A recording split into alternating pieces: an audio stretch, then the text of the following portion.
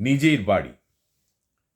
ভাবতে ভালো লেগেছিল, এই ঘর, ওই শান্ত উঠোন, এই ক্ষেত, ওই মস্ত খামার সবই আমার।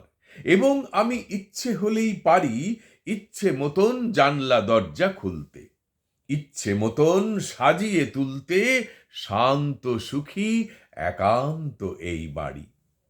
ভাবতে ভালো লেগেছিল, চেয়ার টেবিল, আলমারিতে সাজানো বই, ঘোমটা টানা নরম আলো, ফুলদানে ফুল, রঙের বাটি, আলনা জুড়ে কাপড় জামার সুবিন্যস্ত সমারোহ সবই আমার।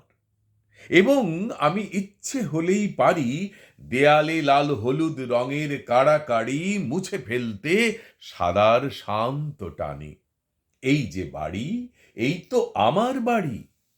ভাবতে ভালো লেগেছিল, এই ঘর, ওই ঠান্ডা উঠোন, এই ক্ষেত, ওই মস্ত খামার, আলমারিতে সাজানো বই, ফুলদানে ফুল, রঙের বাটি, টবের গোলাপ, নরম আলো, আলনা জুড়ে কাপড় জামার শৃঙ্খলিত সমারোহ সবই আমার, সবই আমার।